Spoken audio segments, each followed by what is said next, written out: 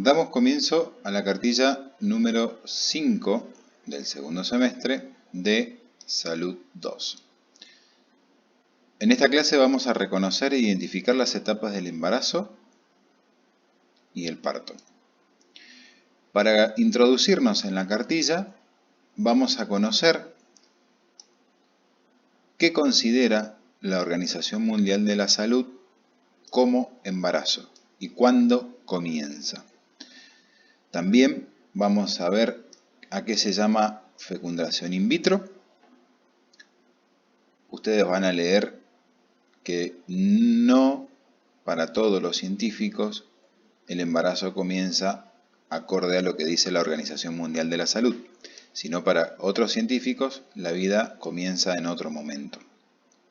Por ello se desata una polémica. Y a esta polémica ayuda mucho en los aportes de la embriología. La embriología es una parte de la medicina que estudia el desarrollo embrionario. Ustedes en la actividad 1 tienen que explicar con sus palabras por qué existe esta polémica acerca de cuándo comienza el embarazo. Si es lo mismo fecundación natural que fecundación in vitro y expliquen las diferencias entre ambas. Aparecen en la cartilla. ¿Cuándo creen ustedes que comienza el desarrollo de una vida? ¿Y cómo podrían explicar el proceso de fecundación? Hablamos de fecundación en lo que respecta a óvulo y espermatozoide, ¿sí? Lean detenidamente cuándo ocurre el proceso de fecundación y cómo ocurre. Ustedes lo tendrían que explicar con sus palabras. ¿A qué se dedica la embriología? Y luego nos adentramos en el tema principal de la cartilla, que es el embarazo. Embarazo o gravidez. Ustedes van a ver qué es el embarazo o gravidez en el primer párrafo, cuánto dura el embarazo humano. Y luego, algo muy importante, que es el embarazo se inicia en el momento de la nidación y termina con el parto. Fíjense conceptos muy importantes, como la palabra nidación, la palabra fertilización. Y en este preciso instante de la palabra implantación, que se relaciona mucho con la nidación, nos vamos a detener en las células blastómeros, o qué son los blastómeros. Ustedes acá a la derecha tienen una imagen en relación a cómo avanza o cómo evoluciona desde que el óvulo es fecundado y cómo son o cómo se comienza a dividir la célula.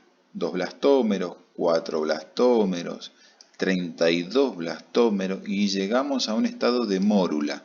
Esto sucede, ¿sí? Fíjense, vamos a ver acá, la definición legal del embarazo sigue la definición médica, ¿sí? De la Organización Mundial de la Salud. El embarazo comienza cuando termina la implantación, que es el proceso que comienza cuando se adhiere el blastocito a la pared del útero, unos 5 o 6 días después de la fecundación. Van a leer qué son las blastómeras. Estas células tienen totipotencialidad. ¿Qué significa totipotencialidad? Que pueden dar origen a células de cualquier tipo de tejido. Fíjense que 2 días después de la fecundación ya hay 4 blastómeras, ¿sí? O sea, que si hablo de 4 blastómeras, en esta parte han pasado 2 días después que el óvulo fue fecundado por el espermatozoide. En la actividad 3 ustedes tienen que definir a qué se denomina embarazo, explicar la siguiente afirmación y tengan en cuenta y léanla varias veces, porque dice, la gestación es el proceso de implantación del óvulo en el espermatozoide. Se implanta el óvulo en el espermatozoide. La gestación es un proceso de implantación. Hay 2 errores ahí, ¿sí? Tengan en cuenta. ¿Cuál es el tiempo que conlleva un embarazo normal? ¿Cuándo termina y cuándo comienza un embarazo? expliquen ustedes qué son los blastocitos y cómo se producen, o sea, cómo se originan los blastocitos, cómo se llega a un estado de mórula y cómo se origina la placenta. Para continuar, vamos a ver los cambios fisiológicos durante el embarazo, tanto los cambios fisiológicos que le ocurren a la mamá como al feto, ¿sí? Vayan leyendo qué sucede en los primeros días del embarazo, ¿sí? Y nos adentramos en el primer trimestre, en los primeros 3 meses. Y vamos a detallar por semana. De la semana 4 a la semana 8, qué sucede con los cambios fisiológicos, más que nada en el feto. De la 8ª a la 12ª semana, qué sucede. Y también vamos a ver algo muy importante que tiene que ver con los cambios fisiológicos del feto en este primer trimestre, y es lo que sucede con el líquido amniótico, qué es el líquido amniótico, y también qué aporta ese líquido amniótico. Por otro lado, es importante tener en cuenta qué y cómo se van desarrollando las diferentes partes del organismo del feto.